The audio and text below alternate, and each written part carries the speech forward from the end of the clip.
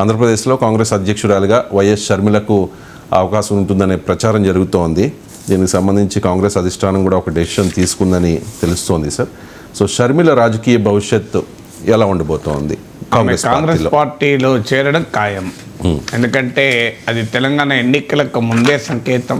కానీ తెలంగాణ ఎన్నికల్లో ఆమె ఉపయోగించుకోవడం పైన తెలంగాణ రాష్ట్ర కాంగ్రెస్ నాయకత్వం ముఖ్యమంత్రి రేవంత్ రెడ్డితో సహా అభ్యంతరం ఉండడం వల్ల అవి చేరలేదు. ఇప్పుడు తెలంగాణ ఎన్నికలు అయిపోయాయి, ఇక ఉన్నది ఆంధ్ర అసెంబ్లీ ఎన్నికలు.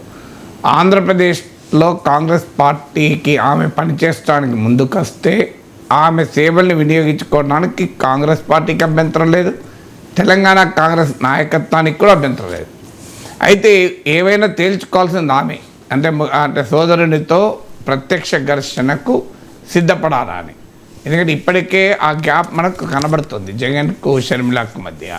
ఆ గ్యాప్ ఎక్కడి దాకా పోయిందంటే జర్నలిజంలో ఒక పదం ఉంటుంది, విశ్వసనీయ వర్గాలు అని, రిలయబుల్ సోర్సెస్.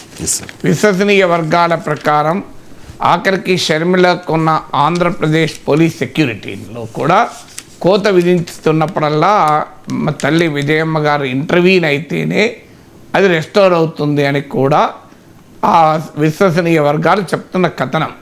అంటే ఆ స్థాయికి గ్యాప్. అది ఎందుకు ఉదాహరణ చెప్తున్నానంటే జగన్ షర్మిలల మధ్య గ్యాప్ ఏ స్థాయికి చేరింది అనటానికి ఒక ఉదాహరణగా చెప్తున్నాను.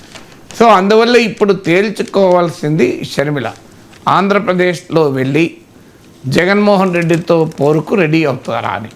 ఎందుకంటే అక్కడ ఆంధ్రప్రదేశ్లో కాంగ్రెస్ పార్టీకి వైఎస్ఆర్ కాంగ్రెస్ పార్టీకి స్నేహానికి స్కోపే లేదు. ఎందుకంటే వైఎస్ఆర్ కాంగ్రెస్ పార్టీలో ఉన్నదల్లా గత కాంగ్రెస్ నేతలే. అందువల్ల కాంగ్రెస్ పార్టీ అక్కడ విపక్ష శిబిరంలో ఉంది కనుక జగన్తో దోస్తీకి స్కోప్ లేదు, కుస్తీ మాత్రమే. ఆ కుస్తీకి ఆమె సిద్ధపడుతుందా అనే ప్రశ్న మన ముందుంది. ఆమె లోకేష్కు వైఎస్ఆర్ కుటుంబం తరఫున గిఫ్ట్, క్రిస్మస్ గిఫ్ట్ పంపడంతో అందుకు సిద్ధపడుతోంది అన్న రాజకీయ సంకేతం వచ్చింది. అందరికీ తెలుసు వైఎస్ఆర్ కుటుంబము నారా కుటుంబాల మధ్య ఎంతటి అగాధం ఉంటుందో.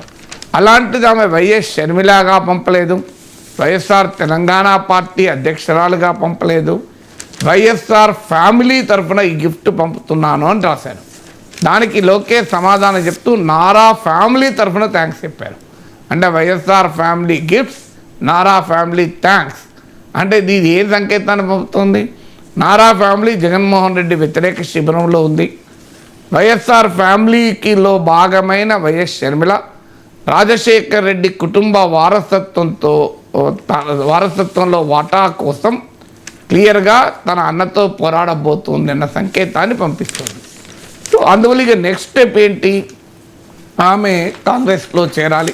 నాకున్న సమాచారం ప్రకారం జనవరి మొదటి వారంలో ఆమె కాంగ్రెస్లో అధికారికంగా చేరుతారని, తర్వాత జనవరిలో నా గుర్తు జనవరి 17th అనుకుంటాను, జనవరి 3rd వీక్లో మ్యారేజ్ ఉంది, షర్మిల గారి కూతురు మ్యారేజ్.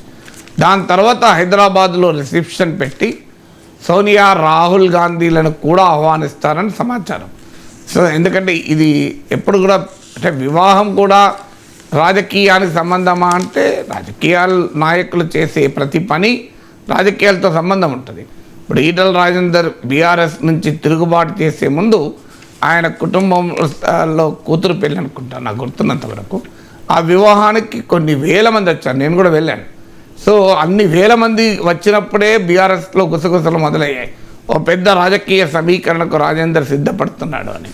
అందువల్ల వైఎస్ షర్మిల కాంగ్రెస్లో చేరడం ఖాయం. జనవరి మొదటి వారంలో చేరుతారని వినికిడి సమాచారం. అప్పుడు ఇక ఆమె ఎక్కడ పనిచేస్తారన్నప్పుడు ఇవాళ పత్రికల్లో ఆంధ్రప్రదేశ్ రాష్ట్ర అధ్యక్షురాలుగా ఆమె వ్యవహరిస్తారు అని అంటున్నారు. అది బహుశా జరుగుతుందో లేదో చెప్పలేము. కానీ ఆల్ ఇండియా సెక్రటరీస్లో ఒకరిగా, జనరల్ సెక్రటరీ ఒకరిగా, కపుల్ ఆఫ్ సౌత్ ఇండియన్ స్టేట్స్కి ఇన్ఛార్జ్గా ఆమె వెళ్ళే అవకాశం ఉంది. కర్ణాటక నుంచి రాజ్యసభకైనా పోటీ చేయొచ్చు, లేదా ఖమ్మం నుంచి లోక్సభకైనా పోటీ చేయొచ్చు అని వార్తలు వస్తున్నాయి. ఖమ్మం నుంచి లోక్సభకు పోటీ చేయడం ఆమెకు సేఫ్ సీట్ అవుతుంది. ఎందుకంటే అక్కడ ఖమ్మంలో కాంగ్రెస్ పార్టీ స్వీప్ చేసింది. ఆమె అక్కడ పొంగులేటి శ్రీనివాసరెడ్డి లాంటి కుటుంబానికి సన్నిహితంగా ఉన్న వ్యక్తులు ఇన్ఫ్లుయెన్షియల్ లీడర్స్గా ఉన్నారు. బట్టి విక్రమార్క, తుమ్మల నాగేశ్వరరావు, పొంగులేటి శ్రీనివాసరెడ్డి ముగ్గురు కీలక మంత్రులు అక్కడి నుంచి ఉన్నారు. అయితే మళ్ళీ తెలంగాణ కాంగ్రెస్ నాయకత్వం అందుకు అంగీకరిస్తుందా? అయితే అసెంబ్లీ ఎన్నికలు వేరు, లోక్సభ ఎన్నికలు వేరు. అందులో ఖమ్మం బార్డర్ సీటు, ఆంధ్ర సామాజిక రాజకీయ ప్రభావం ఉన్నటువంటి ప్రాంతం కనుక తెలంగాణ కాంగ్రెస్ నాయకత్వం అభ్యంతరాలు చెప్పకపోతే బహుశా ఆమె ఖమ్మం నుంచి లోక్సభ బరిలో పోటీ చేయొచ్చు. లేదు ఆమెను పూర్తిగా ఆంధ్రప్రదేశ్కు పంపించే అవకాశాన్ని కూడా కొట్టిపారేలేం. అప్పుడు ఆమె పార్టీ అఖిల భారత బాధ్యతల్లో ఉండి కర్ణాటక నుంచి అయినా ఎక్కడి నుంచైనా రాజ్యసభకైనా వెళ్ళొచ్చు. లేదా ఆంధ్రప్రదేశ్లో ఒకవేళ కాంగ్రెస్ పార్టీ, తెలుగుదేశం, జనసేనలు కలిసి పోటీ చేస్తే ఆ పాసిబిలిటీని, ప్రాబబిలిటీని కూడా మనం కొట్టిపారేలేం. అంటే ఇప్పటి వరకు తెలుగుదేశం బీజేపీతో కలవాలని చూస్తుంది. ఒకవేళ బీజేపీ కలవదు అనే నిర్ణయానికి వస్తే బహుశా టీడీపీ కాంగ్రెస్తో కలవచ్చు. నాకున్న సమాచారం ప్రకారం చంద్రబాబు నాయుడు ఏకకాలంలో బీజేపీతో సంప్రదింపులు జరుపుతున్నాడు, కాంగ్రెస్తో కూడా సంప్రదింపులు జరుపుతున్నారన్న సమాచారం.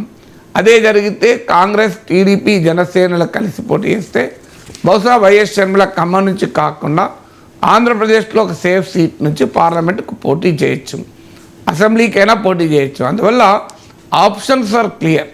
ఏంటి అంటే ఆమె కాంగ్రెస్లో చేరుతారు. ఏ పాత్ర పోషిస్తారంటే క్రియాశీలకంగా రాజకీయాల్లో, ఆంధ్రప్రదేశ్ రాజకీయాల్లో కూడా ఉంటారు. కాంగ్రెస్ పార్టీలో చేరాక ఆమె తెలంగాణకు పరిమితమో కర్ణాటకకు వెళ్ళడం ఉండదు. ఆంధ్రప్రదేశ్లో క్రియాశీలకంగా ఉంటారు.